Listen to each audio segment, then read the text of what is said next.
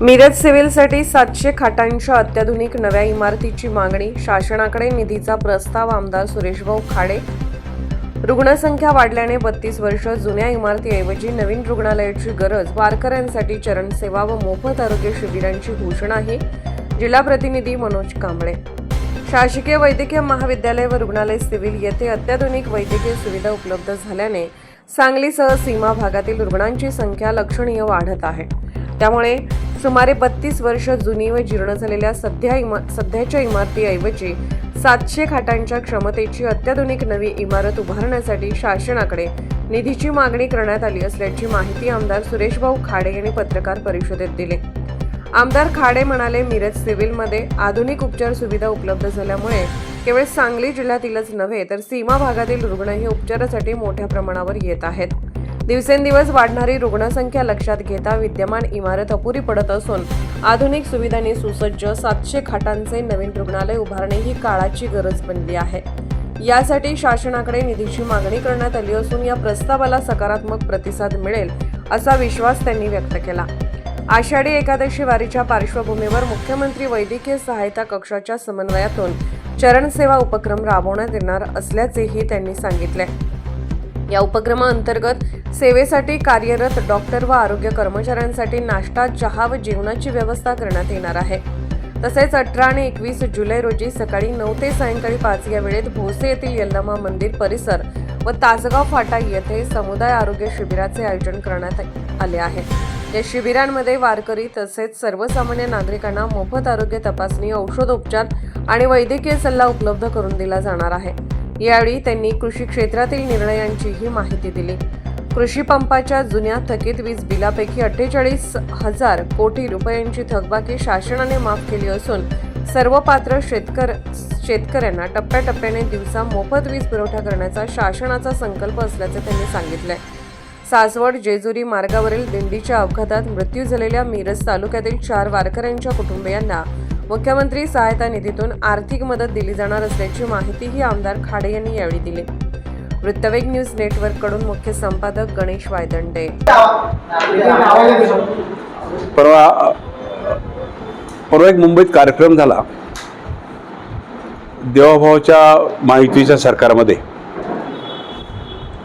एक ऐतिहासिक निर्णय झाला. तो ऐतिहासिक निर्णय म्हणजे शेतकऱ्यांना सरसकट कर्जमाफी 2 लाखापर्यंत. त्यासाठी महाराष्ट्रातील सगळे शेतकरी मुंबईला आले, राजधानीच्या स्थळाला, आणि मोठा देवाभावांचा मोठा सत्कार तिथं समारंभ पार पडला. समारंभ पार पडत असताना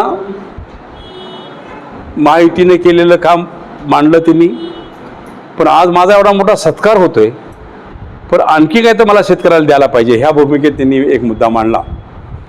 तो मुद्दा असा मांडला की MECBची जे आपण 7 HP मोटरांचं बिल आपण कमी केलं, माफ केलं आपण, पण त्याच्या अगोदर जर 7 HP मोटरीचं बिल थकीत असेल त्यांचं पहिलं, तर तेही माफ करून टाकलं. ही तिने शेतकऱ्याला एक काल गिफ्ट दिली, परवाची गिफ्ट दिली. त्यामध्ये जवळजवळ 48 कोटी रुपये, हजार आहे का कोटी, 48,000 कोटी, 48,000 कोटी, 48,000 कोटी ही माफ केली तिने. म्हणजे मागली शेतकऱ्याला चिंता नाही आता बिलाची. जर तिची 5 HP मोटर असेल, 7 HP मोटर असेल तर बिलाची चिंता नाही आहे. प्रॉब्लेम साधा.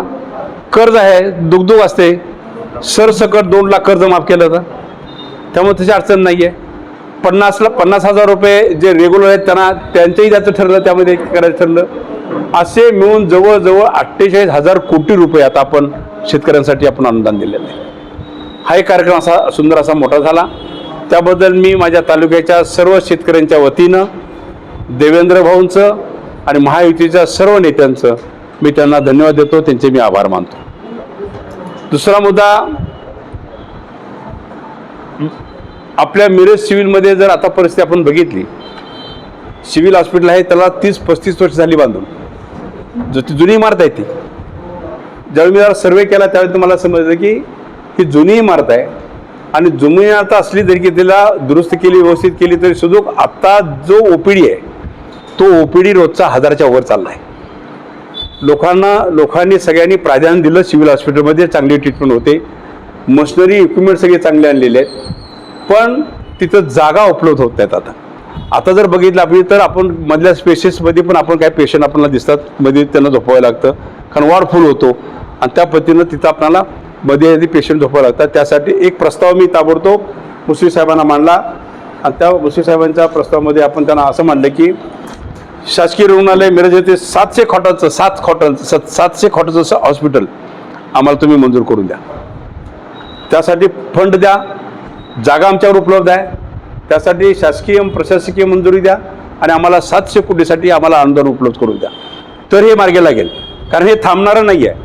जर सिव्हिल हॉस्पिटलला जर फॅसिलिटी वाढल्या, आरोग्यसेवा वाढली, सगळं वाढलं तर जनता, गरीब जनता, सगळी जनता, जे ग्रामीण भागातली जनता, शहरातली जनता आणि इव्हन बाहेरच्या जिल्ह्यातून पण तिथं लोक येतात. तर त्यासाठी आपल्याला हे हॉस्पिटल जरुरी आहे आणि त्या हॉस्पिटल आम्हाला ताबडतोब द्यावं. त्यांनी ताबडतोब पत्रावर लिहिलं, प्रस्ताव ताबडतोब सादर करावा. प्रस्ताव आल्याशिवाय तर पैसे मिळणार नाहीत. तर ताबडतोब ते लिहिलं की सचिवांना दिलं, त्यांनी त्यांच्या सचिवाला लिहिलं की ताबडतोब हा प्रस्ताव सादर करावा. ताबडतोब प्रस्ताव देण्यासाठी सचिवांचं पत्र उद्या येईल इथं आपल्याकडं. आल्यानंतर PWD प्रस्ताव तयार केला आपल्याला. हा प्रस्ताव करून ताबडतोब प्रस्ताव घेऊन मी जाईल आणि त्यावेळेला आपल्याला हे ताबडतोब आपल्याला करायला लागेल. कारण हे थोडं खूप अस्वस्थपणा होईल त्या सिव्हिल हॉस्पिटलला. कारण आताच कसं होतंय, पेशंटच्या पालकांना वाटतं की आमचा पेशंट आतमध्ये असावा, खाटवर असावा, सगळं असावं ना, पण तिथं जागाच उपलब्ध होत नसेल. म्हणजे इव्हन त्या वॉर्डच्या मधल्या स्पेसमध्ये पण पेशंट झोपवलेले असतात, रस्त्यामध्ये पेशंट झोपवलेले असतात. पण प्रत्येकाला वाटत असेल तर माझा पेशंट व्हावा, ही असंतोषता तयार होण्याच्या अगोदर आपण हे तयार करणं जरूर आहे. तर त्याचं एक आपण डिमांड त्यांना आपण दिलेलं आहे. काल मी त्यांना पत्र दिलं, त्यांना भेटलो, त्यांच्याशी मी चर्चा पण केली. त्याचा फोटोही आपल्याला अपलोड झालेला असेल, फोटो पण आहे, त्याचा फोटो पण अपलोड करून घ्या. तर त्या दृष्टिकोनातून ते येईल. दुसरी गोष्ट आहे की 22 तारखेला आपल्या राज्याचे लाडके मुख्यमंत्री देवाभाऊ यांचा वाढदिवस आहे. पण त्यांनी क्लिअर सांगितलं की वाढदिवस माझा कुठेही साजरा करायचा नाही, कुठे बॅनर पोस्टर नाही, कुठेही ॲडव्हर्टाईज नाही, कुठं काय नाही, काय त्या पद्धतीने करा. पण त्याने एक उपक्रम दिला, म्हणजे महाराष्ट्राचे अध्यक्ष चव्हाण साहेबांनीच एक उपक्रम दिला की आता मेडिकलला आता बघितलं तर आपणाला सगळ्या ह्याच्यामध्ये रक्त कमी पडायला लागले, रक्ताचं खूप शॉर्टेज आहे. तर त्यासाठी प्रत्येक मंडलामध्ये एक रक्तदान शिबिर आपण ते घ्यायचं आहे. त्यासाठी डॉक्टर येतील, सगळे येतील आणि त्या पद्धतीनं प्रत्येक मंडळामध्ये एक रक्तदान शिबिर घेऊन कमीत कमी 100 बॉटल रक्तदान व्हावं. कारण हे सहकार्य होणं, आता ब्लड उपलब्ध होणं हे काळाची गरज आहे. त्यासाठी आपल्याला हा उपक्रम राबवायचा आहे. मी माझ्या कार्यकर्ते आणि सर्व जनतेला मी आव्हान करेन की आपण ह्या उपक्रमाला सगळ्यांनी सहयोग आणि साथ द्यायची आहे आणि सगळ्यांनी ते 100 बॉटल भरण्यासाठी आपण सगळ्यांनी प्रयत्न करायचा आहे. हे मी सगळ्यांना आव्हान करतो.